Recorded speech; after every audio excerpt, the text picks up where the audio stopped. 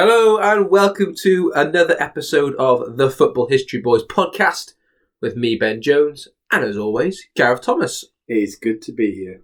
What's on the show today? So, it's been a while since we were together, but we have plenty to discuss today. We will finish our talk with VAR. We're going to look at what we would change, how we would change it, handballs, offsides, implementation, various things like that. But first up, we're going to chat about the 1930s, the 1950s and 1990s because we are talking about football's most important decade. We've narrowed it down to 3, but we're going to have some of your thoughts too. So we'll look at those decades in depth and then we will hear what some of you think. Sounds good. We're going to be running a poll as well on Twitter throughout the show to find out what you guys truly do think is the best decade in football history. So without much further ado, shall we get straight into it? Yeah, let's do it. So the 1930s then, why did we narrow it down as one of our most important decades? Well, I posted a piece on our blog a while ago, and I reposted it again 2 days ago onto Twitter, and I got quite a bit of a buzz from people talking about the 1930s. They were retweeting it, they were commenting on it, saying about how it's almost a forgotten decade in some regards due to the wider events happening around the world at the time. The rise of fascism, Hitler in Nazi Germany, and so on, overshadowed most of the other things that were going on around the world. A world economic depression as well, really, was it? Yeah, so that's at the start of the decade, massive depression going on throughout the world for America and so on. But yeah, 1930s football is often forgotten about, especially when you think about the decades that came after the war as well. So yeah, I think we need to give it its due respect. Yeah, definitely. And so I've sort of split some of my notes, my research up into things that happened in club football, things that happened internationally, but summarised really in the 1930s being the decade where it became the world game. And so I guess the first stop has got to be in 1930, first ever World Cup. Yeah, Uruguay. 13 teams, travelling presumably for many weeks across the world, across the ocean, to get to Uruguay for this first form of a World Cup. Had there been other forms of tournament before that internationally? So there had, yeah. I mean, there've been continental tournaments. So the Copa America had already started in South America. I think 1916 was the first one there, and then of course the Olympics as well. I'd seen football, I think, from the very first one, maybe from the second one, but in a proper tournament format, reminiscent of the World Cup in 1924 and the 1928, with Uruguay winning both of them and showing that they are an emerging side, and maybe South American football is a serious rival to that in Britain and that in the rest of Europe. Yeah, FIFA was founded in 1904, wasn't it? I think the intention was always to globalise the game, and potentially that is why when you look at those 13 teams who are there, none of them are British. I think the FA were very resistant to it straight away when the idea of a global tournament where, as you said, they could lose their crown. Yeah, and they I think their official line was that they thought the British Home Championship was a higher standard of football, so there wasn't much point in going all the way over to Uruguay to just win easily. I guess what the English would have said. I guess the Welsh maybe would have had a bit more of a competition, but I think even then, even the FAW would have also believed they were too good for the World Cup. Yeah, I think it was a blanket British opinion, wasn't it? That we do not need to play these other nations. We invented football. It's our game. Effectively, we don't want to lose our crown, but we don't want to devalue ourselves by going and playing these other nations. But it was a spectacular tournament. Obviously, there's not a vast amount of footage or anything that exists about it, but there's a lot written through time. I mean, the final 4-2, Uruguay beat their neighbours, their rivals Argentina in the final. 68,000 spectators. Yeah, well, that shows, isn't it? It's popular. Yeah, it really takes across the global game. And they built the final stadium for the World Cup as well. So it wasn't just a tournament to be played with football. There was a much wider construction going on around it, and it had a much bigger scale than maybe people would have imagined at first in Britain. Yeah, definitely. And then obviously 4 years later, we come to the second ever World Cup. Got sort of historian Matthew Taylor here, a guy who's written a vast amount about the history of football, saying how Charles Sutcliffe, who's the chairman of the FA, said the competition is a joke, we're not going, and they refused to go. This time it's hosted in Europe, though. This time it's hosted in Italy. And so on home soil, Italy have a chance to try and take that crown from Uruguay. And of course, Italy at that time are, under a fascist dictatorship of Benito Mussolini. He loved his sport, didn't he? He loved football. And he obviously saw sport as a way of bringing the country together and promoting that nationality that was so integral to his fascist beliefs, nationalism and so on. So I think, that's a major thing, and that's what sport and football is so good at, is it can help to reflect, and teach us what was going on at the same time in wider society. So, what happened to that World Cup? Well, Italy lift the trophy, but as we said, there's still no home nations there. And this leads us to then what happens is called the Battle of Highbury. It's quite well known, isn't it? Still 1934. Italy win that tournament, world champions. England, however, still consider themselves world champions. And so it leads to probably one of the biggest friendlies, certainly then, that had ever happened. Unfriendlies, yeah, absolutely. Between Italy and England on Arsenal's home ground of Highbury. The winner, according to English media, would be declared the world champions, of course. They love to do that. And they still do. What happens? England win. 3-2.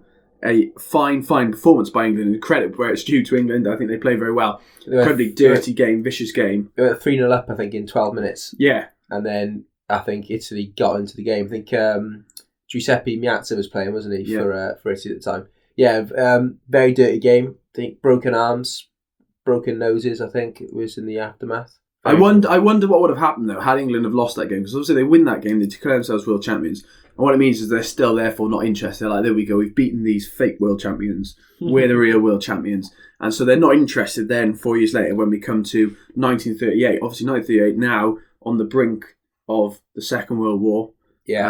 Just been studying appeasement in my year 8s. Well, I've just been looking at the the 1936 Olympic football tournament in Berlin as well. And it obviously, Hitler was a big presence at the tournament. And before the games, the players would give, Nazi salutes and things to appease Hitler, which is, absolutely shocking. Think about that happened today. And England did it as well. They played in 38, they did it. But there was a couple of stories I read about. I think Peru were really good in the tournament, and I think they beat Austria 4-2 in the, I think it was either the quarterfinals or semi-finals. And Austria, of course, 2 years later will be annexed into Germany in the Anschluss.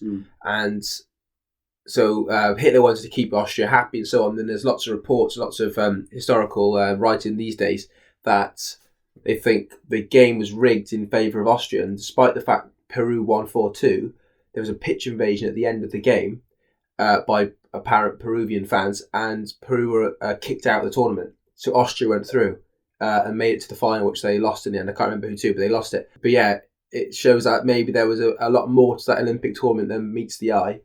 A lot of naughty goings on. Yeah, absolutely. I mean, there's the Jesse Owens as well, isn't it, in the athletics, Black American who won a number of medals in front of Hitler, and he turned his face away and he walked out the stadium when he saw it. Incredibly important, because of course 1935, the Nuremberg Laws that starts to turn the tide for Jewish people living in Germany. 1936, 1937, Hitler starts to expand his military and march into places like the Sudetenland or into the Rhineland. And so actually you start to see there's so much going on, and yet we try and have a World Cup to hold the world together, really, 1938. And Italy actually retain that. They become the first ever back-to-back World Cup defence. Their manager, Vittorio Pozzo, the only guy to ever do it as a manager. Interestingly, beat Hungary in the final. Yeah. And then Hungary, after the war, then will emerge, as we'll see later on, as the dominant team in Europe. Yeah. But again, rejected by the home nations, what we call the home nations, England, Wales, Scotland. I think it was in France, wasn't it, as well? So it wasn't far from home at all. So they could have gone there. Yeah. On home soil, though, for us of Britain, talking about club football, obviously in this period of time it is developing immensely. 1920s, another important decade that we're not going to fully look into today, but you can vote for as one of your most important. You could absolutely say the 1920s were key in terms of football rising. Obviously broadcast on the radio, so the first ever radio FA Cup final was Cardiff City's win at Wembley in 1927 against Arsenal. We've had the White Horse final, a very famous one we've talked about in the past. So 1920s saw football grow. 1930s where it establishes itself as the sport in Britain, I guess. I think so, yeah. So obviously, as you just mentioned, then radio broadcast of the Cardiff City game, and then radio then takes off massively into the 1930s, and football on radio as well takes off massively. So I think prior to football really being the main sport, I think certain events were often broadcast. Mainly, I think that the boat race, Wimbledon, the Derby, I think Epsom Derby, things like that. So more the middle class sort of games were promoted through the radio. But then as football starts to get promoted a lot more, and it says I think the late 1930s, the roundup of the football scores on the radio. So Leicester 0, Liverpool 5, and so on. Yeah. That became, as a historian's written, a national institution.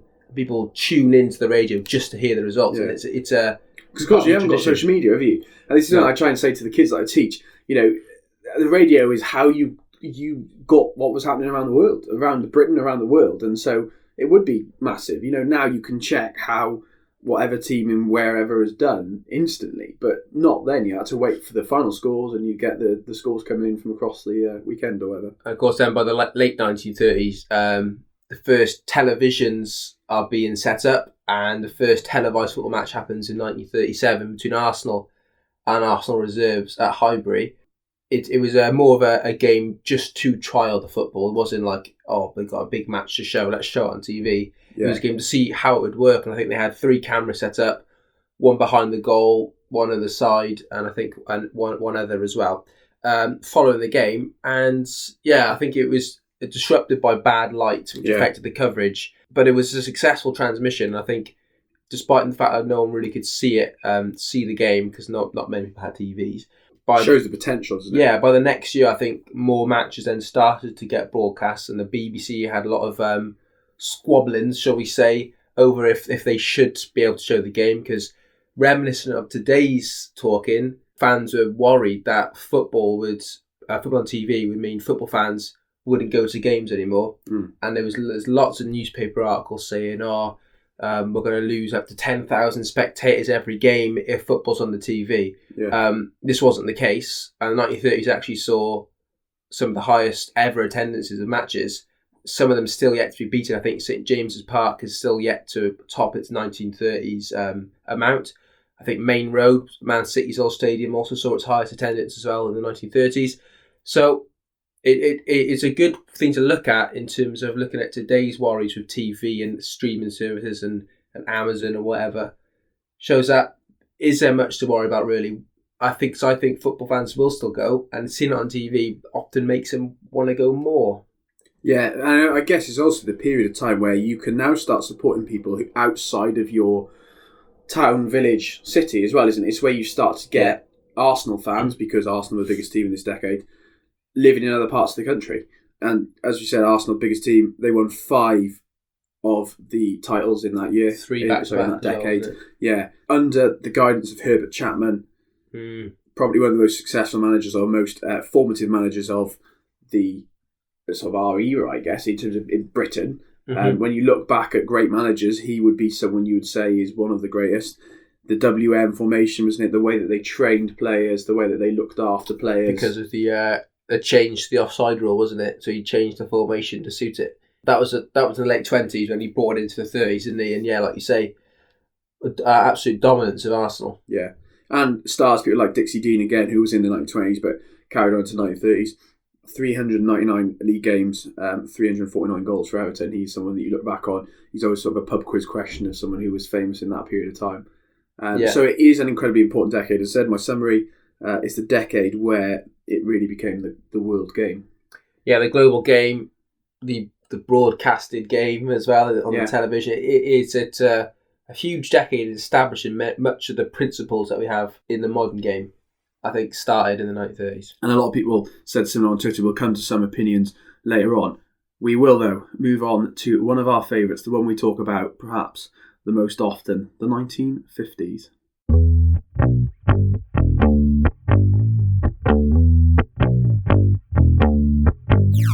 Right then, the 1950s, a huge decade for history.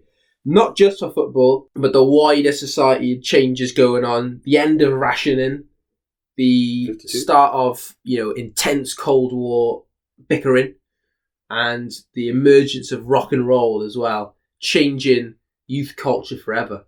And a huge decade. But we love the 1950s. We love it for football. We love it so much. In our book, which is coming out in April the 20th, 2020, we have a whole chapter dedicated to this incredible decade. Many important moments, I would say. Let's start off with you then, G. What have you got? Well, 1950s, I think, really is where, I guess, the global regeneration of football happens. Obviously, we've had 6 years of war that involved many, many tens of countries, really, brought the world to its knees in many cases. The dropping of an atomic bomb, things like that. The world was shocked by what it had seen, I guess, in those 6 years of war. The end of the 40s then is that recovery process happening. We have an Olympics in London, 1948 Olympics, the austerity Olympics, where they try and recover things. Countries pull together, they make their own uniforms, they all bring their own stuff over with them. People in London sort of host athletes, things like that, about world getting back together. And in the 1950s, football tries to do the same and get back together, get back on its feet. Britain, England are very much accepting that the game is now not just, as we said in the 30s a couple of minutes ago, it's not just that they're the best and everyone else is trying to compete with them. They actually understand that they need to go and play those other sides now. We also see massive decades of people like West Germany, Hungary, we've talked about it so many times before, Italy. The face of football changes, and I guess that starts again like the 30s did. It starts with a World Cup in 1950. A really important World Cup, and some say this World Cup is the start of modern football in its current state. It's huge. Even before the tournament is huge. I think the Italian team, of course, a year before, 1949, much of their team, their best players, are unfortunately killed in the Superga disaster in Turin to the amazing Torino side, which probably would have won the third World Cup in a row. Yeah, and probably would have dominated the coming decade. Unfortunately, their plane on their way home from a friendly in Lisbon crashed into the Superga Basilica in Turin, and everyone on board died. So that's the start of the World Cup. And then the next year in Italy, very sceptical about going. They don't want to fly, so they take a boat over instead. And it's hosted in Brazil. Because it's hosted in Brazil, of course. Thank you. And they go home straight away, don't they, in the group stage? As does England. First ever World Cup. One representative from the home nations. Very much everyone was backing England. It would have been back here in Britain. It would not have been the case of today where we enjoy England's failures and we laugh at the losing to Iceland and things like that. It would have been you back England, you want England to do well, you want England to represent Britain. Yeah. And so everyone would have been on England's side. And what they do is they lose quite spectacularly to the United States of America. To the part-timers. The guy who scores, I can never say his name properly, Joe Grecians, I think it is a dishwasher. There is no journalists there from America because they're so convinced they're going to lose. Yeah. There's very little journalists from Britain because they're sceptical about the World Cup anyway, and obviously it's a long way to go, even in 1950. Uh-huh. And so they lose 1-0. And there's stories and there's newspaper articles of how back in Britain, because again, communications across the Atlantic still aren't perfect, people misprint it and they think because it's a 1-0 loss, they either printed it sort of 10-0 to Britain, to England, or 11-0 or something like that. Yeah. They get the score wrong because they cannot believe that it's 1-0 to the USA. They've lost. Inconceivable. Ridiculous. It's called The Miracle on Grass, isn't it? And again, our book that is coming out, Football's 50 Most Important Moments, available now on Amazon. You can go and have a look for that. And there is a whole section about that. But also, they lose 3 days later to Spain. Yeah. And they're dumped out. And they're gone. Their World Cup is over. Unbelievable. Yeah. Unbelievable.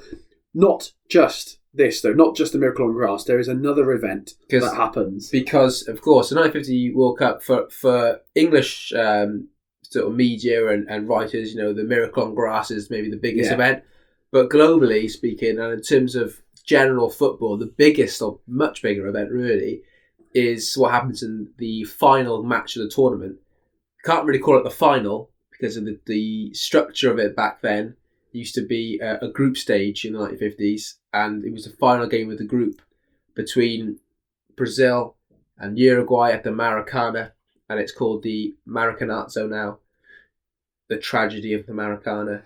Explain to me more. Well, again, lots of stories here, and there's been some great books written. Alex Bellos wrote one about this, the history of Brazilian football, considered a major turning point in Brazilian football history. They are convinced they're going to win. They print newspaper articles the day of the finals, celebrating the fact they've already won the World Cup, declaring themselves as world champions. Brazil world champions. Like you'd have now, you'd have the scarf saying that they've won, the T-shirt printed saying they're champions. Half and half scarf. Yeah, saying already there. And they lose. They lose to Uruguay. 2-1.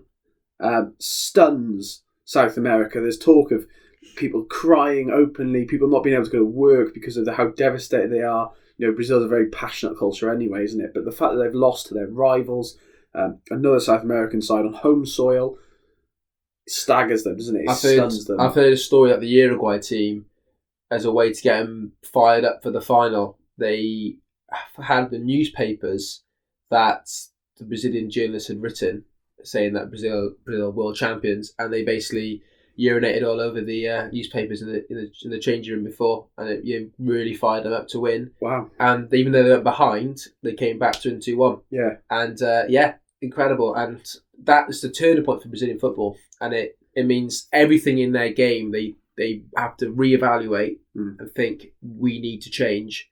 They even changed the kit colour because they up to then I think they might have been playing in blue and white. And they changed to yellow and green, the colours of the Brazilian flag and so on. And they think we need to change it. We need to get some more youth players coming through. And of course, in 1958, then, as we'll talk about in a bit, a certain player comes through and changed everything. Yeah, absolutely. I mean, it's staggering. And you can see how for Britain, it was fundamental because of the miracle on grass. For Brazil and South American football, it was so special. For the USA, soccer becomes accepted a little bit more so because of it. It is a significant World Cup. Yeah. Obviously, then the 4 years in the interim for international football, there is some humorous moments involving England again. 1953, Hungary have been developing this. They're on this run, aren't they? They're rolling. They're flying. They win the 52 Olympics, is it? Yeah. Win the 52 Olympics. They are heading towards the next World Cup. They're looking good. They are the world's best side, really. England invite them to Wembley. England have never lost at Wembley to a side outside of the British Isles. Yeah. And so they invite Uruguay here. And they invite Hungary here, not Uruguay, but they invite Hungary here. And England lose 6-3. They get absolutely stuffed by Puskas, Coxius, Hidegkuti, and co. And it's an utter humiliation. And it's as I said before about Brazil having to rethink, reevaluate, change everything about their football team. The same then had to happen to the English team. It was a moment where they realised maybe we're not invincible, maybe we're not the best team in the world, because even though we lost to USA 3 years ago, we were in Brazil, we were away, we were at home, another continent. Never lost at Wembley. Now it's happened at home to a team which at the time no one really knew much about, because they'd won the Olympics so on, but they hadn't really had a proper test against England. And they absolutely, completely stuffed them. And 6-3 is a thumping, isn't it? There's no way looking around that. They score after the first minute, and Hidegkuti opens the scoring for Hungary after the first minute. And from that point on, there's stories again of people watching it like jaw dropped of how good this side were. I think even the English players their jaws were dropping as they watched the Hungarians just run rings around them. And you can watch footage on YouTube now. Yeah. And you watch the Hungarian team, and they look, I think Bobby Robson might have said it, or Alf Ramsey, one of them, that they look like they were from another planet. Yeah. And they do as well. The way they play the game is, it wouldn't be a miss in today's football compared to England, sort of get it, kick it, hoof it, whatever. They pass it around, they play really nice football. Hidegkuti's playing in that false 9 position, dropping deep. So the England defenders don't know what to do with him. Allowing Coxius and Puskas to come in and get the goals. It's a complete decimation. And then just 6 months later, England challenged them again. They say, we'll come and play you in Hungary. In the warm-up to the 54 World Cup, of course, just sort of 2 months beforehand in May 54.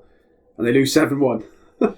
Just a 7 this time. Just a 7. They are spanked again, and actually this then leads into the 54 World Cup, where Hungary are the team to beat, aren't they? They are the team. They're the team to beat. Called the Mighty Magyars. They opened the tournament, I think, by beating West Germany 8-3. of course, West Germany, who just emerged defeated from the Second World War. They're not very much liked by the rest of Europe, by the rest of the world. But yeah, Hungary batter them 8-3, and it seems like Hungary are going to just steamroll this World Cup. Yeah, and Puskás picks up an injury. Again, read about this moment, certainly in our book. We spend a bit of time talking about this. But Puskás picks up an injury. The star man for that Hungarian side, the Galloping Major. What it leads to in the final is called the Miracle of Bern. He returns, but he's not fully fit. And West Germany stun the rest of the world. They beat this Hungary side that have been building and building to this World Cup success. What would have been, and they've not won it since either, so this would have been their moment in Hungarian football history to win that World Cup. And they don't get over the line. It's a bit of a tragedy, really, isn't it? Yeah, it's a crime. Fair play to West Germany, but I'm devastated really for Hungary that they never won that World Cup with that side. And this is, of course, Hungary, which is, as a nation, is under the communist puppet state of the USSR. So it's almost the communists against the capitalists as well, isn't it? It means so much more than just the game. But that was an incredible World Cup, and it saw loads and loads of goals. Played in Switzerland, of course, with a stadium, the final stadium with quite a funny name. So if you want to find that out, look it up. But just looking at the quarterfinal scores here, Austria-Switzerland, obviously a rivalry between those two nations. 7-5 to Austria in the quarterfinals. I mean, where are those kind of scorelines now? That's what I want to see in the modern day World Cups. I want to see these are the four quarterfinals. You got a 2-0 win for West Germany of Yugoslavia, boring. Then you got the 7-5 game. You got Hungary-Brazil 4-2, which was known as the Battle of Bern. And you got Uruguay-England, which was 4-2 as well to Uruguay. There you go, England getting a bit further this time. Yeah. But losing again. The furthest they get, actually, for a while, quarterfinals. It was a huge World Cup, a really significant World Cup. 4 years later, though, the final World Cup of the 50s is the birth of the man that we mentioned earlier, the birth of Pelé.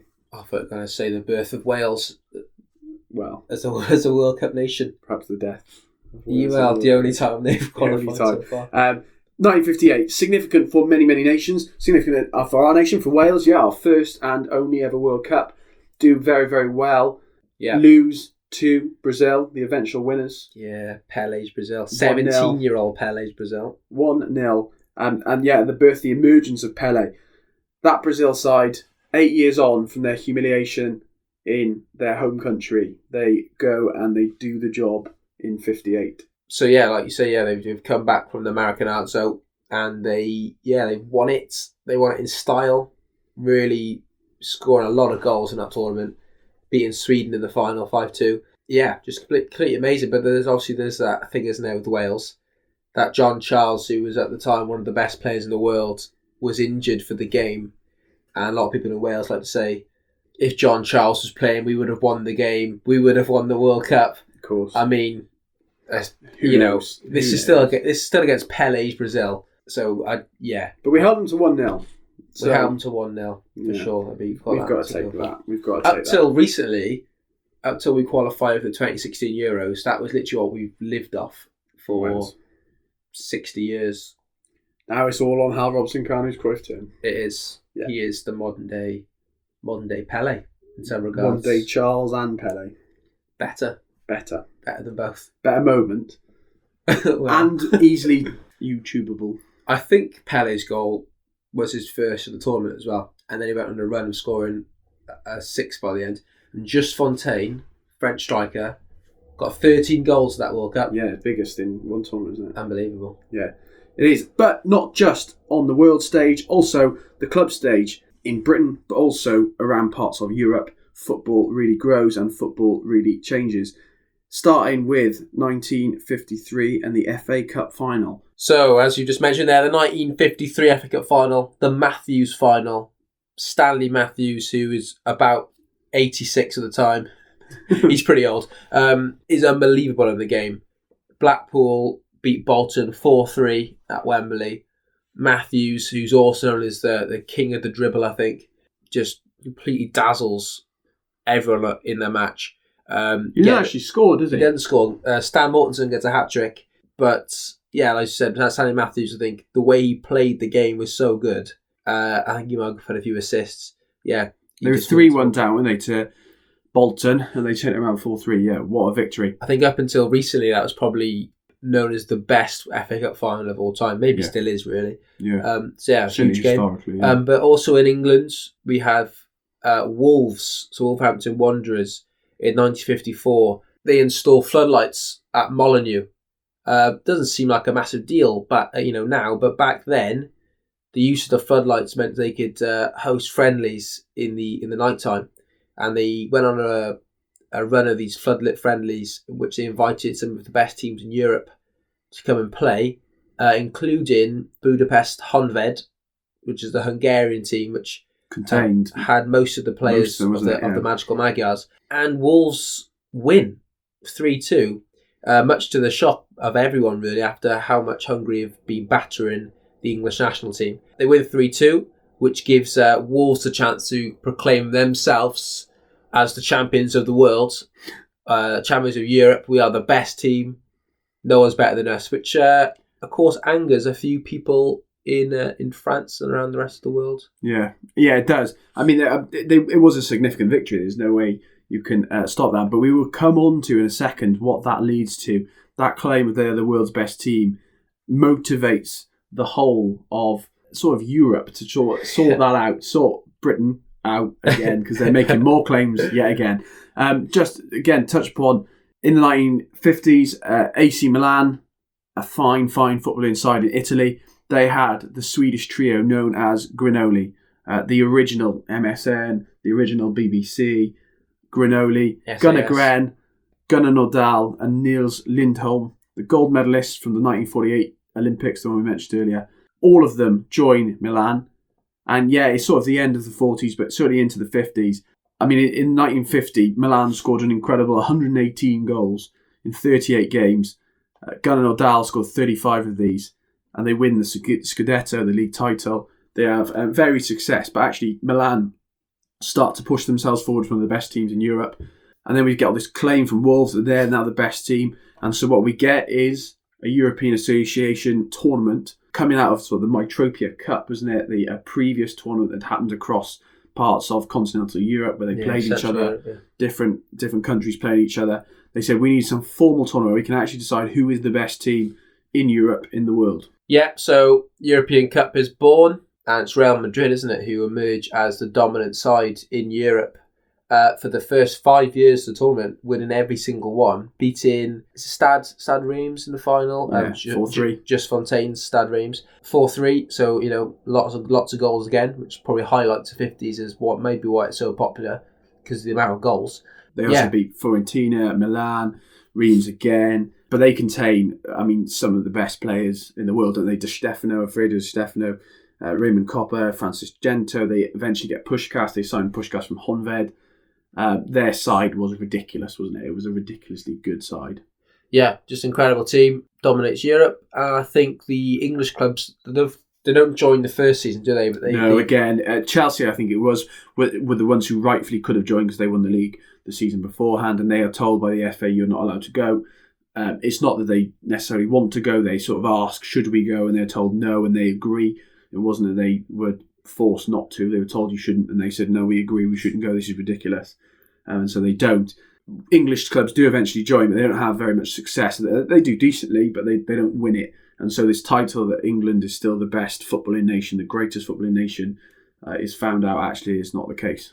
But, of course, one English team, Manchester United, the Busby Babes. Yeah, had a fine chance of winning it, didn't it, that Busby Babes? Yeah, of course. But so by February, they've done pretty well, and they just qualified for the next round. They qualified for semis, I think, actually, going through against Partizan Belgrade.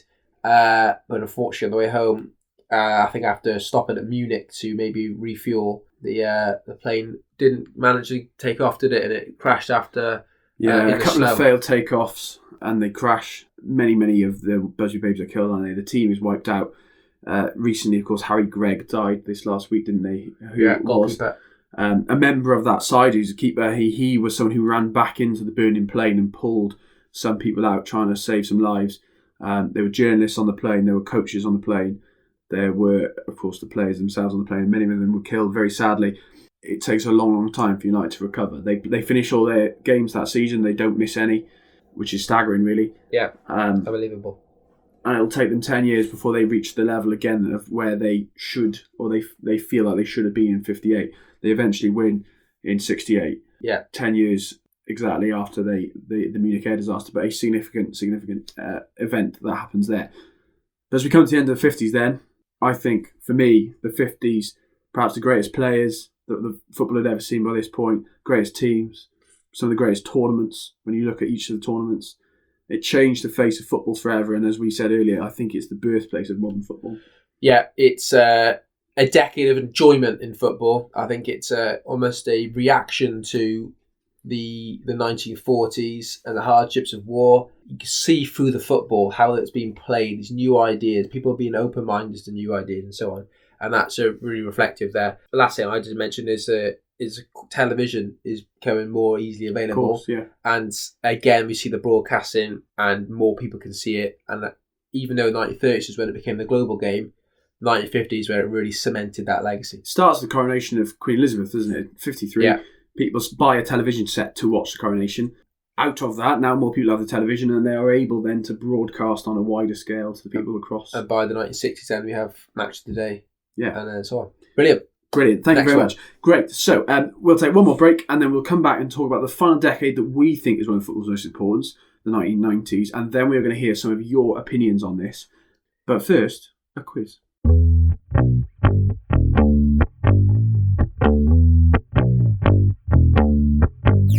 Right. Quiz time. I this time, are going to give you this quiz. And it's going to be about, it's almost a travel through the decades, through the World Cups. I would like you to name, in order, from start or the end and back or front, whatever you want to do.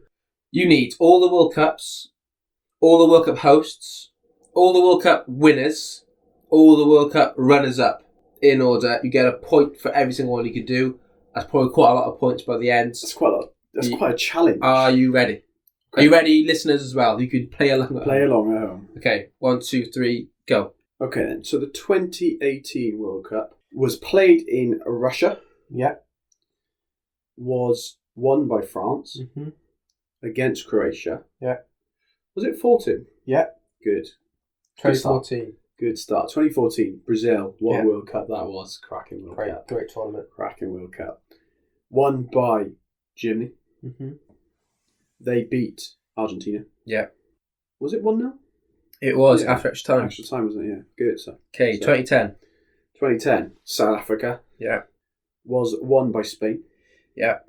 Who beat Netherlands. Yeah. Also 1-0. Yeah. Iniesta. After extra time.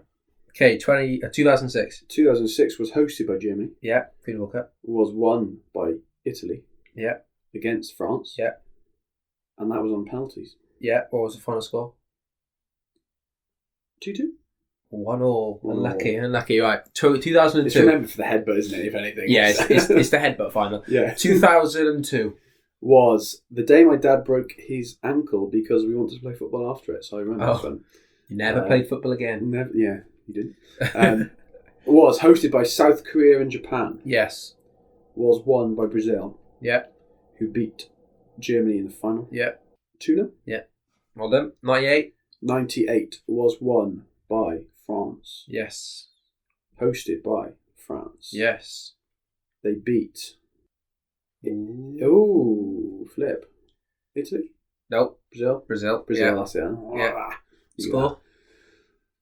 Scores, 2-0. 3-0. 3-0. Zidane got 2, yeah. I knew Zidane had 2, I thought he just had both. Okay, 94.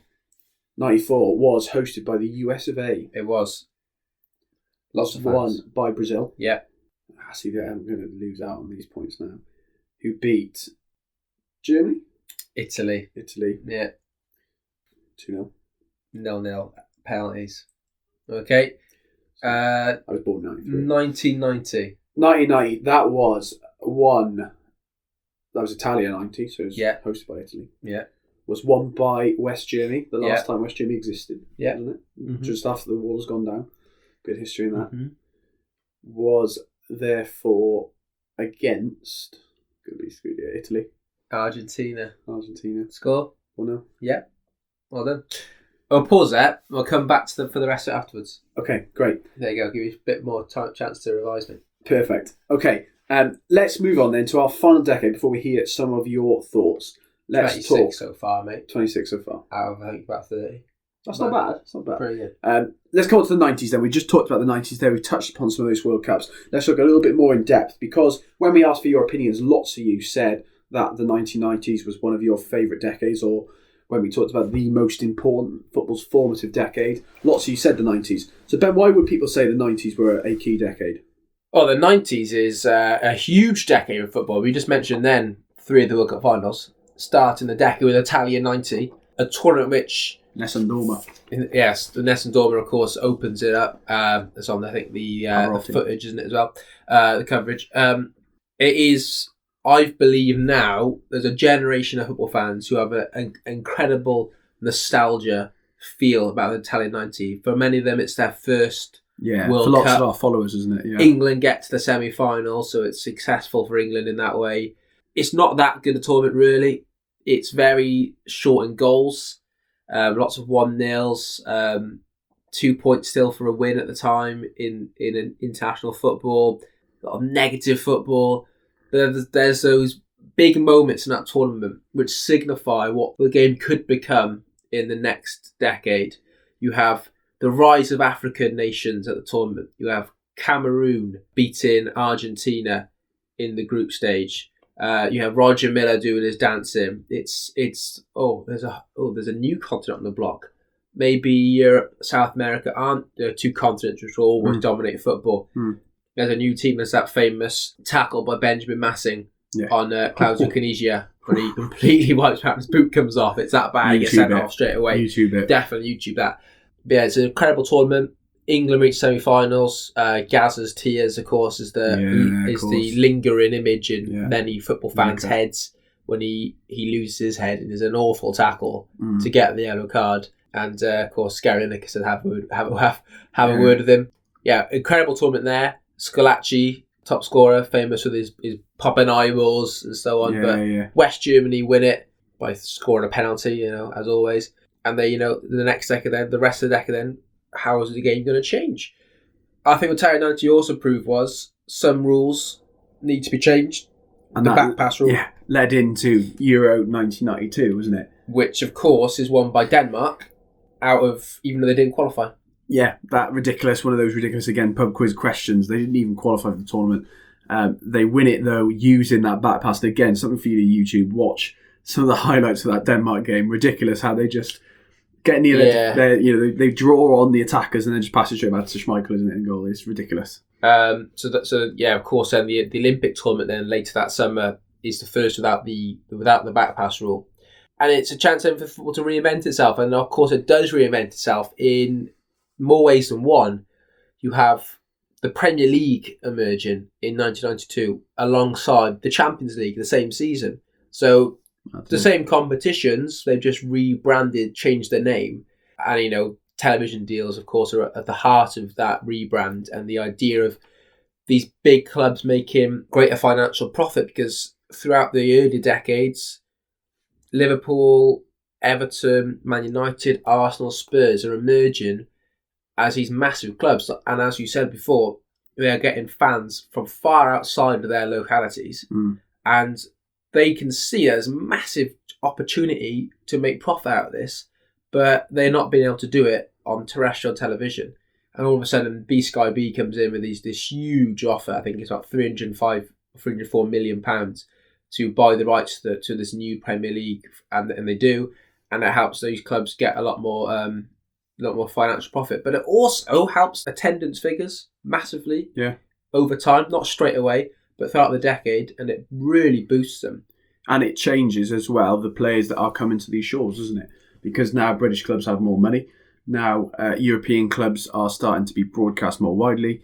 We get this influx of foreigners that comes into the Premier League, don't we? And people will have opinions on whether that's a good thing or a bad thing. But certainly by the end of the 90s, it is a good thing. By the end of the 90s, football clubs are now not naming 11 British players, are they? They are now naming players from across the globe. Across the world, but they're bringing with them new Different styles of styles, play, new tactics, the foreign managers as well. Yeah. You've got Hullett at Chelsea, Vialli later on as well. And Arsene Wenger, of course, completely changing the game. And personally, I think it's for the better. I think the overall quality of football has improved massively. I think Gary Neville was saying the same thing recently on YouTube. But it's massive, and of course the 80s. Even though a lot of people have this nostalgic thing of football was better back in those days, was it better? Contrast. The attendance figures had gone down massively in the 1980s for football, which a trend which had started in the 1970s for things like hooliganism, which is rife, not just in the British game across Europe, but especially in Britain.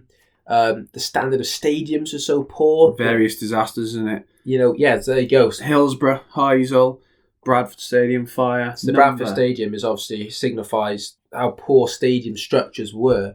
Yeah. And how a simple all fire built of wood. Yeah. from a cigarette can just completely obliterate a stand and kill a lot of people. Yeah. And Hillsborough shows the neglect of certain people towards football fans. I have to be careful what I say here because of ongoing things.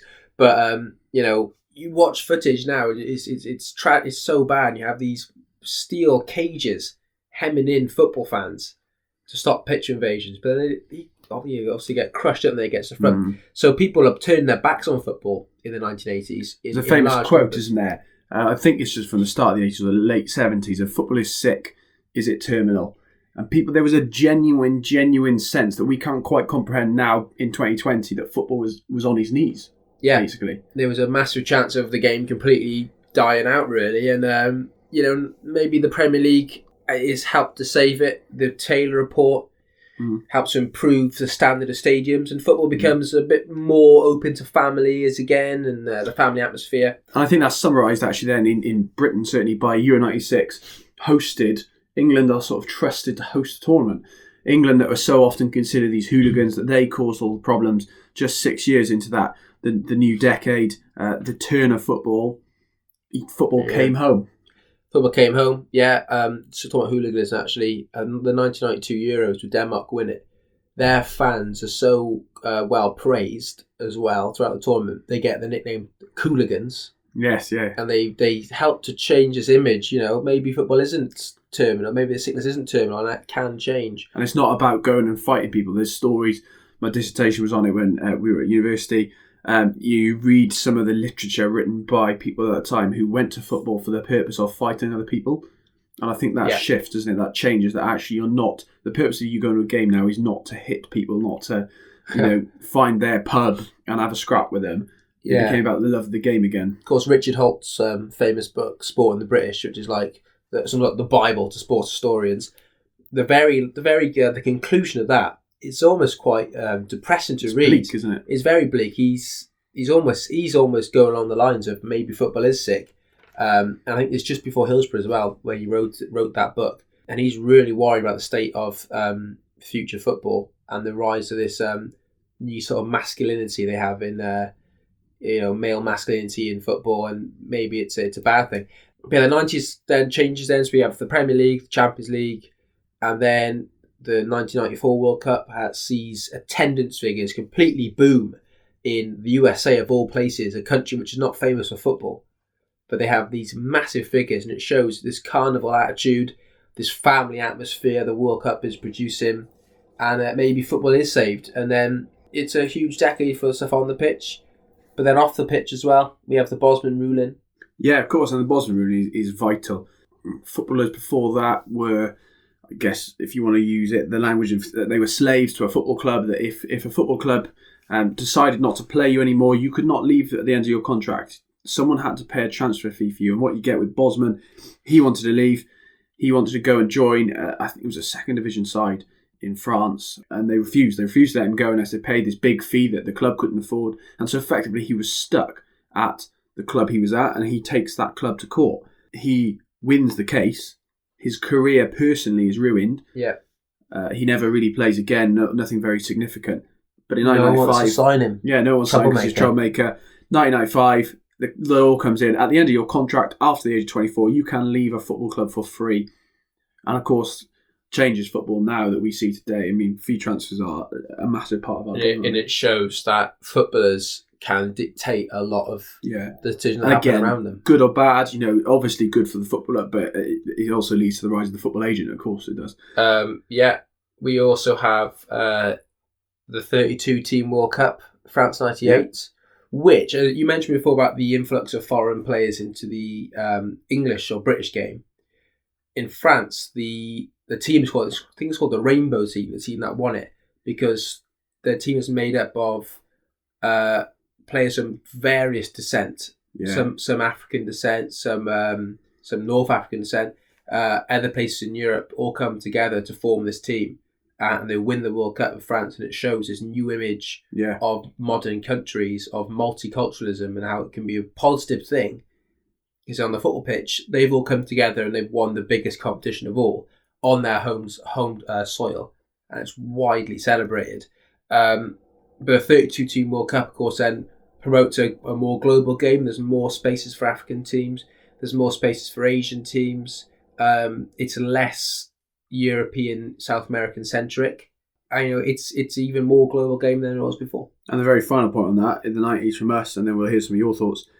First Women's World Cup as well. I've got that written down in my notes. So Women's World Cup, 1991. And it grows and grows, and obviously it's not significantly large at that point, but nowadays it is a major tournament, isn't it? And it will continue to grow into the 2020s. Could be when you look at sort of the most important decade in women's football. I think we'll probably the 90s. The first World Cup's in China, of course, and it's a massive success.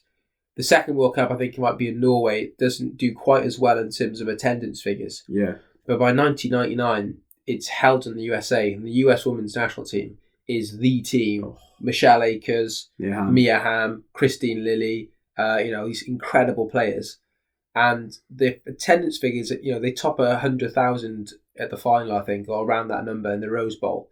So the stadium which had held the men's World Cup final in 1994, 5 years later holds the women's, and it does just as well for attendance figures. And it shows that there is an appetite for a women's game, and there is fanatical fans who are going to follow this game, and they do. And it helps to completely extend and blow up in the next definitely decade. Massive decade for football. Let's hear some of your thoughts then. So we will scan through loads of you have replied with various things. We've had many people saying the 1990s, lots reminiscing, saying it's your first decade, it's where you first thought about it. So Neil Hogg, it has to be the 90s. For decades, football had never really changed. In the 90s, everything changed. The way games were policed, the way fans were treated, stadiums changed. We've got obviously the Premiership, the Premier League, Sky TV, foreign players, investors, kickoff times, kickoff days. So it's not just 3 o'clock on a Saturday. The back pass rule, money. So many there from Neil. Thank you for that. Jack Rye at Jack Rye 5. He is also the 90s because of the Bosman rules and the opening of the Iron Curtain. They will never be the champions like Steaua, Red Star, or even Ajax anymore. So, some of these Eastern European teams winning the Champions League at the start of the decade. Significant, isn't it? Follow the Trawler as well, said the 90s. Again, similar reasons, Champions League, Bosman ruling, so on and so forth. Plenty there. Ross Kilvington says the 90s as well. Due to the money side becoming more and more prominent and laws such as the back pass and the Bosman ruling. But he did say it's a tough one. He said he was torn between the 90s and the 70s, both for different reasons. He said the 70s was the term total football was introduced through Johan Cruyff and the Dutch team and introduced to the masses. And there were some great World Cups, controversial World Cups as well, 1978. Find out more on footballhistoryboys.com. Yeah. So a couple of other ones then. Anthony Lewis said the 2000s because that was the decade where he started following football. Yeah, so I guess for him, very important. For us, very important as well, the 2000s. Where the love of the game develops for both of us. We've got Dell. He says his favourite decade is the 1950s. Well done, Dell. The Hungarians and their influence on what came later. England finding out that they are not unbeatable. Arthur Rowan, push and run, sowing the seeds for total football. The emergence of Pelé, Real dominating Europe, and that's just for starters. There we go. It's a good place to start. It's a good place to start. Outside Right, who regularly tweet us, thank you for that, said that the 1870s, okay, so they've gone right back in time. Good stuff. Football gets properly organised, the formation of the FA Cup breaks into the working classes, it overtakes rugby for the first proper time, takes off outside of Britain, the first internationals. That's a huge decade. It breaks into the working classes, and the following decade then you have Blackburn Olympic winning the FA Cup in 1883, a working class team of professionals or players being given broken time payments. And then by the late 1880s, the Football League is born, the Preston North End, of course, of that incredible side. We also have Nathan Dommel, who's gone for the 50s. Says you have the best club team, the best national teams, and the birth of important tactical ideas which shaped the next decades and wider professionalisation in football. Alex Horsburgh says the 60s and the 70s. So the 60s from a UK perspective, obviously World Cup winners for England. For Scotland, he is Scottish. The first European Cup winners from these isles was Celtic, then obviously United the year after, Man United. Two Scottish teams in the main Euro Club tournaments, so on and so forth. 70s for him, of course, it grows even more. So 2 World Cups for Scotland, 1 for England. So England do better than Scotland there. Sorry, Scotland do better than England there. The European Cup dominating more, of course, that is where the English clubs start to dominate as well, isn't it, at the end of the 70s? Yeah. So that's a significant decade too. We have RG has gone for the first decade that the World Cup was broadcast live in the 1960s. So, of course, 1962 in Chile is an incredible World Cup, incredibly scandalous World Cup full of famous battle-y games. Then you got the 66 World Cup, and it sets the stage for football's global explosion, which is true. 66 World Cup, I'm doing some research on that at the moment for our new book, which we just started writing. And yeah, incredible World Cup actually. It's I'm looking closer at certain teams, North Koreans and so on, and how they came into the game. Yeah, incredible there. So many shouts. Please keep in touch with us over at TFHBS on Twitter. We want to keep hearing from you. We will just have a look at the poll. We're going to have a break then. We'll come back to the quiz, and we're going to finish off with how we would fix the 2020s and the biggest thing that's facing us at the moment, VAR. Poll at the moment, the Graham poll at the moment, has said football's best decade. Our listeners, our followers on Twitter have gone for the 90s with 54.5%. So quite significantly gone for the 90s. I think, again, lots of people remember that, isn't it? The 1950s, 13.6%. The 1930s, 9%. And then some have gone for other, and they've gone for that's 22%. But the 1990s seems to be the decade of choice. Should we do our vote for the biggest? 3, 2, 1, and then we'll say what I think ours biggest. Yeah. 3, 2, 1. 1990s. Oh, there we go. I was going to say 50s, but I think our discussion has changed my mind. Cool. Good. I hope that is helpful for you too. What it does show is that importance is in the eyes of the beholder. And it, we can't say for definite what's important. Yeah. And it's up to you to make your own choice. And tell us about it. Buy our book, Football's 50 Most Important Moments. You can read about tons and tons of them in there. Okay, let's have a break, then we'll come back for the quiz, and then we will talk about VAR.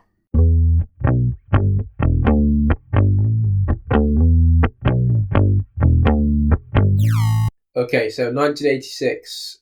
What happened? Yeah. 1986 World Cup, hosted by Mexico. Yeah. Won by Argentina. Yeah, they beat Germany 3-2 in the final. Oh my God. Yeah, Maradona. Okay, 82. Won by Italy. Yeah. Hosted by Spain. Yeah, sort of famous mascot, isn't it? Yeah. With the sombrero on it. Sombrero? No, different. The orange. Sorry. Yeah. Naranjita. And also they beat West Germany in the final 3-1.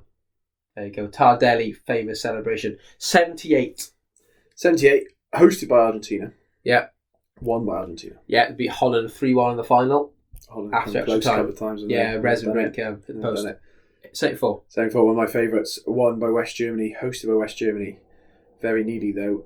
Didn't. They beat Netherlands in the final 2-1. Find out more about that World Cup in football's 50 most important moments. 1970. 1970, won by Brazil.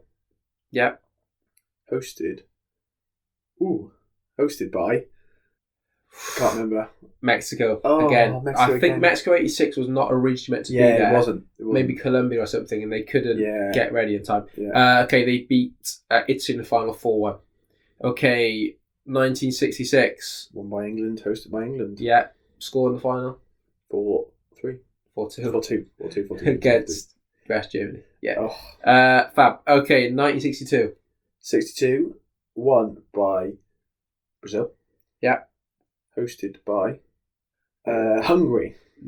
Well, hosts. Yeah. South American. Battle of Santiago. Oh, Chile. Yeah, Chile. Okay. Chile. I'm not sure who they beat the final that year, to be honest. Yeah, no, I don't. I think it was Czechoslovakia. So then, 58 was hosted by Switzerland. Won by Brazil. Won by Brazil, hosted by Sweden. Who they beat in the final, 5-2. Then, here we go, here's Switzerland. Yeah, this 54. This is the proper World Cup. Yeah. This is a proper World Cup. Won by West Germany, hosted by Switzerland. Yeah. 50, won by Uruguay, hosted by Brazil. 38, won by Italy, hosted by France. Yeah.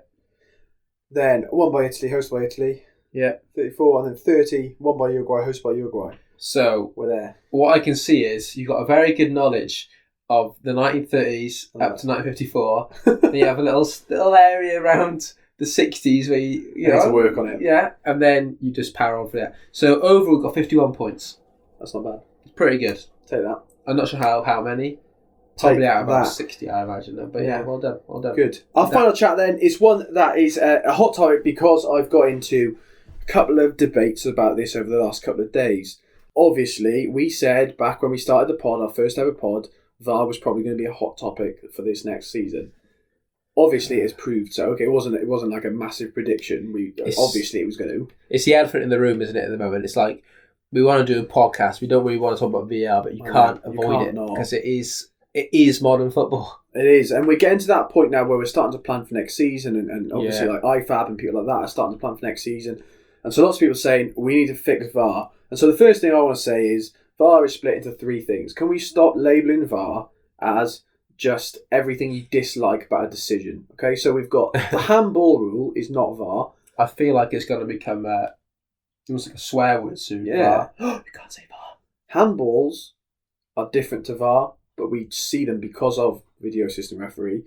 Offside is a different law to VAR. And then we've got the implementation of VAR. And so we've asked your opinions, but we've also got some thoughts ourselves. So people are blaming VAR for the decisions, but actually it's the rules. And VAR is just highlighting how bad the rule is. So, first thing, how are we going to change it? So, handballs. As it stands currently, if you're an attacker and it hits your hand in any way, shape or form, accidentally or on purpose, in the lead up to a goal, the goal is ruled out. If you're a defender and it hits your hand, it is still along with the same laws of deliberate handball, could you get out of the way, all those things like that. So it only changed, the rule that's changed is that if it hits your attacking hand, is the goals ruled out.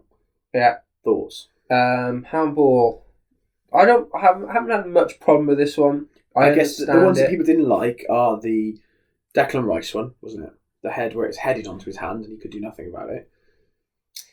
Yeah, I know, but we don't like it because we all thought VAR, like in the World Cup 2 years ago, was going to give us more goals. Yeah. And it hasn't. It's taken off more than it's given. But, yeah. So would you change handball? No, I wouldn't change it because it's football. Okay. Arms are like, they are pretty forbidden in football. Yeah. You can't use your arms. And even though it was accidental, it just happens. That's the only thing I've got with the Declan. I didn't like it. Of course, I didn't like it was ruled out because he had nothing to stop it happening. But had it not hit his hand, that ball was flying away from him. The hand is what brings it down into his path. And so, whilst I dislike that he had no intention of handballing it, it's not a deliberate handball, that's not VAR's fault. That's the handball rule that was changed this year. I mean, people need to start... Oh, sorry, I don't want to get angry about it. But people need to read. Every year, around July, they release the new rules for the new season. It just so happened that these rules coincided with VAR. And because VAR exists, you cannot, therefore... not give it, because we've got a video that shows it's hit his hand. If the rule is it's hit your hand, then you have to give it. So what you need to say is, fine, we change handballs. That's people to decide how you change handballs. Had the Premier League introduced VAR last season, we might not have as much anger at it this season because, as you just said, it's just happened to coincide with the new rules. Yeah. So handballs. I mean, you can't. So anyone who moans at VAR for handballs, I think what's worse, you're blocked. what's worse is it's the cut-off point, isn't it, of how far away from the goal is a handball okay? Yes. And then it allows a goal. But there you go. That's what needs to change. But then again, you handball it. You're bringing the problem on yourself. Right, next one. Next one, obviously, is the offside. Now, this is the debatable one. Again, it's not VAR's fault. People don't like the lines on the screen. The problem is, we've got VAR. It exists. The technology exists to be able to look at an offside. We have to. As it stands, anything that is beyond any part of a goal-scoring body, so other than your hands or your arms, that anything that is beyond the last defender or the two last defenders, you cannot give a goal that is offside. Okay, that is offside. That is the rule. We've got VAR. That means anything that touches that border, anything that goes beyond that border, you have to, as it stands, go as a handball. That's not VAR's fault. That's the offside law. We just now have the technology where we can check every single goal and say, actually, that's offside. Your toenail is... Your toenail's offside. We may not like it. Cut your toenails. That's not VAR's fault. That's not VAR's fault at all. It's just the fact we can now check it. So what we need to change is the offside law then. Gary Lineker, one of the proponents of just if it looks offside is, I'm sorry, stupid. Ridiculous. Can you just look at the screen and say if it's offside, the referee decides? That means that referees potentially will just be influenced by the situation in the stadium. That's just the same rule as was before, isn't it? Yeah. It's a linesman. There's no point to technology then if you just look at a still picture and say it looks offside. You have to have a line. And to what one person thinks looks offside, the next person's going to go, no, that looks onside. Yeah, of course it is. And if it's your team, you're going to say it's onside. And if it's against your team, you're going to say it's offside. And if you're neutral... Ridiculous, Gary. It's ridiculous. If you'd like to sponsor us, me, if you want. I don't know if I want it because he's annoying me with VAR. And you can't just look at a picture and say it looks offside. So anyone who's saying that, again, ridiculous. The question is, how do you solve it? Okay, and that's what I've been saying. I've replied to people who've given us some ideas where they're saying, just if it looks, get rid of the lines. I understand why the lines are annoying. I saw some journalists who are actually sort of in the know about these sort of things and how it's going to be implemented. What they think may happen is that they're going to stop those little dots that you see on the screen. They're going to get rid of them because they know it's annoying fans. And so they will still use those dots in Stockley Park, but they just won't share them with fans. And so they're going to still rule offside in the same way, but they'll take it away and look like they'll do what Gary wants and they'll just rule it by picture. Yeah, whatever Gary wants. However, another Gary Neville, on TV the other day during the controversial Man United-Chelsea game, was adamant. He was, there was a goal given for offside against Giroud, and he said he's offside. Yeah. Doesn't matter if he's a centimetre or a metre, he's offside. Yeah. So the goal can't count. That's one of the oldest rules in football, is the offside rule. Yeah. And now we can just tell without doubt, without a shadow of doubt. And it only annoys you, if it happens to your team. Yeah. I mean, I wasn't really that bothered by by that because I saw his foot was offside, so it was like, well, he's offside. But then that does bring us even a still picture would have said he's Giroud, offside. His foot was offside, but his head scored a goal. So Yeah, would you change it that, potentially, here's a suggestion, here's a proper suggestion, this is what I want from people, give me proper suggestions, give us proper suggestions rather than just saying, change it. Personally, I would the part that scores the body. Yeah, so he scored with his head. Scores, yeah.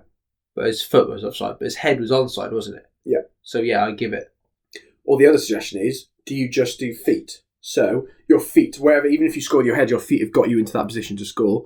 So do you when the ball comes in or when the ball leaves your foot of the attacker, is it that where your feet are? So if your whole body's offside, you could be leaning. It would obviously be weird if you were, but the whole body could be offside, but your feet are onside, that's still onside. Yeah, I mean, feet. But what's a foot and what's a what's a shin? We're gonna have those. I feel like feet are easier to justify what's a feet. But you're still going to have a margin, and what they're saying is 10 centimetres now. Part of the reason they want the 10 centimetre allowance is because that's how long you could move in a frame gap. So in the gaps in between frames, someone could have moved about 10 centimetres, and that's why they think give 10 centimetre leeway. There still has to be a line, though. You can't just say there is no line. Final thing, the implementation of VAR. So how VAR is used for all sorts of decision making, the decision with the screens, the decisions with just the bloke in Stockley Park making the calls, the bloke, ref mics, all this stuff. How do you think that should change? So again, this is where lots of debates are had with a Chelsea fan and with some United fans about the game on Monday night. It was with Brandon Williams is pushed over he is therefore prevented from heading the ball clear. Chelsea score. Now, VAR factually has to look at that and say Brandon Williams was going to get that head away. He was quite clear. The ball was coming towards his head. He could have easily headed that ball away. That would have stopped a Chelsea goal. The problem comes with that the reason Azpilicueta pushed into Brandon Williams, the defender, was because he was pushed firstly by Fred. I think you had a disagreement with this, didn't you, with Tom Passmore? Yeah, a long disagreement. And I think I disagree with you as well, mainly. But the problem is I'm not cheering on the fact that it was ruled out. I wanted Chelsea to win the game. I understand, yeah. You're basically explaining why it was... Why the referees made a decision. And I can see that. When you made that clear, I did think, you know what, you got a good point there.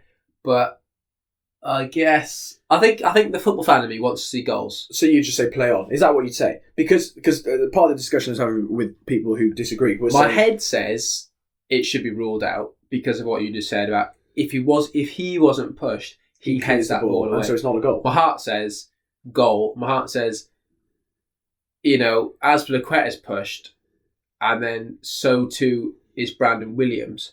Why? And they're basically the same push. Why is one a foul and why is one not? And Because at the same time, it wouldn't be a penalty. It would never be a penalty. I know. That's the issue in that one. Fred's push on Azpilicueta is never a penalty. Is Cardiff City on the weekend had a 94th minute goal ruled out for something reasonably similar, not exactly the same, but something similar where Tomlin pushes the keeper. The keeper has so much protection. That's an issue that wider football issue of protection around keepers. It would if David Marshall was in goals for Wigan on Saturday, or Fred pushing Azpilicueta, it's not a penalty on the attacker. However, Tomlin jumping across Marshall, Brandon Williams being pushed by Azpilicueta, that is preventing the keeper or the defender making a goal-saving clearance. And it just so happens that in the world we live in football that we live in, the defender gets more protection, doesn't it, in the box? Yeah, what's annoying me, though, is I think Gareth Crooks mentioned it in his Team of the Week the other day, but Van Dijk against Norwich, he was literally wrestled to the ground by two players but this isn't like a little slide push. This is a proper wrestle to the ground, which in the World Cup, referees are really hard. Yeah, and they gave penalties for every time they saw it. Yeah, and that seems just gone now. It's gone. You know what? It's not a World Cup anymore. Who cares? Let them wrestle to the ground. Well, that's because the Premier League came along with these rules saying we're not going to implement it that heavily. So the question is implementation. And so what would have happened there? I guess you could say play on would be the argument to that one incident. What I think the wider thing is why not go and have a look at the screen? The reason he can't, again, people saying he should have just gone and look at the screen. He can't. Okay, the rules as it stands is he cannot go and look at the screen because they've been instructed for anything like that. It's just Stockley Park. You can only look at the screen for red card offences. So Anthony Taylor was not wrong to not go and have a look at the screen because he can't. So that would have to change. You'd have to give guidance that you can go and look. So what we want to see, I think, from next season, I think what will happen, like the 2018 World Cup, I think we'll see the use of screens more so. Is it you can't look for a penalty either? It's only for red card offences. That's poor that. I mean, in the World Cup, that's what British people wanted, and that's my other frustration where I went crazy about it. People in the World Cup saying, it's getting involved too much. No, it shouldn't happen. We should only have major incidents looked at. And so what the Premier League said is you can now only look for red cards. Everything else will be decided by a highly qualified elite Group 1 referee, Chris Kavanagh in that case. I loved it at the World Cup. Yeah. I thought it was great. But not everyone did, and part of it, because it was involved so much, wasn't it? Because it was involved so much. It was involved a fair amount. But I think but it was done quite quick. He would go straight to the screen, check it, and come back. It wasn't like he just stood there in the middle of the pitch with a swarm of players around the referee while he waited to be told. Yeah, he was like it was not clear for the fans, I think, to see what was happening. And I think that would have solved the decision on Monday. That one, it had Anthony Taylor given it. Of course, Chelsea fans would have still been angry, but at least Anthony Taylor would have given it rather than Chris Kavanagh in the box. Yeah, in Stockley Park, and the same with any other decisions. Like if the referee on the pitch is making the call, I feel people are better in it. Just some of the thoughts though about implementation of it. Ref mics, I think we need them. I've been saying it for years and years and years. I Twitter searched my own name to find the first time I ever mentioned ref mics. I think it was about 2010. Mic up referees. It works in other sports. Yeah, we hear their discussions. The problem, again, with that is if you've ever heard some of the clips, there's the one of the FA Cup final a few years ago, wasn't there, where they're shouting like Dogzo, Dogzo for denying a goal scoring opportunity. Or like the conversation is far more fluid than in rugby, whereas they're chatting to each other the whole time. And so I don't know how it would work. I think that perhaps they'd only turn the ref mic on for an instant, maybe. I think it's, I think I'd it's love to. fine. I'd love to listen to it. I'd imagine see- that. So you could shut the commentator off and just have the ref mic on. I'd It'd be love to brilliant. shut some of the commentators off. But I don't see the problem with ref mics. I don't know why. I think it's a what's the protection problem? of them. I think it's a protection of them because I think there will be times where a referee probably, in a fast-moving game like football goes, I don't know, I didn't see that. And I think us at home hearing, I don't know, I didn't see that, or I'm not sure, will undermine referees because people will say, oh, they don't know what they're doing. But there's that video, isn't there, of that Australian ref? I think it was maybe a year ago, and he's mic'd up. Yeah. And he says, I haven't seen it, mate. Yeah. And he goes, can you give them a check for me? Yeah. And they do. And it's clear and it looks really good. But the problem is, that's the Australian League. It's not the Premier League. Slower. And the fans of the Premier League won't like they it. won't go for it. And the other thing I think is Pogmore, the referees, the players, games, match officials association, I think they need to come out and explain decisions. I think it doesn't have to be the referee after the game. Lots of people want that to happen. I've always said referees come out of the game. It's never going to happen. But maybe an official, the guys, Graham Poll, I think, runs Pogmore, isn't it? If he came out and said at the end of a weekend, this is why this decision was made, this is why this decision was made, we got this one wrong, perhaps even admit when they got them wrong, that will help things out. How would you feel about umpire's call? So, and a little bit like rugby as well. So where it's a case of they go with the on-field decision unless there's clear evidence to overturn it. Yeah, fab. I like that. I think that's what we need. I think we fixed VAR then. Umpire's call. So you give it. So that goal was given on Monday. That Anthony Taylor one. There's no clear evidence, like we've said, to overrule it. There is evidence, but there's no clear evidence, and so you go with the game. Go with what's on there. Or challenges. That's the other thing. That's my other suggestion before we go. Someone else would have done the challenges. You have 3 or 4. The captain makes a call, very much like cricket. You've got to review it clearly within 30 seconds. So a limited challenge. If you get it right, you retain your challenge. If you get it wrong, you lose your challenge. And therefore, anything else that happens, it's loads. Anything that happens after that, you say you've used all your challenges by the 60th minute, you'll have to go for 30 minutes without challenges. You shouldn't have used them wrong. So there are ways to solve it without just shouting about it and saying VAR's ruining football. There are plenty. Yeah, Definitely. There we go. Good. A little bit of a longer one, but it's been a while since we were back or last together. Thank you for joining us today. Thank you for your views on all those different things. Keep them coming on VAR. Keep them coming on football's most important decade. Before we go, though, make sure you follow us on Twitter at TFHBS.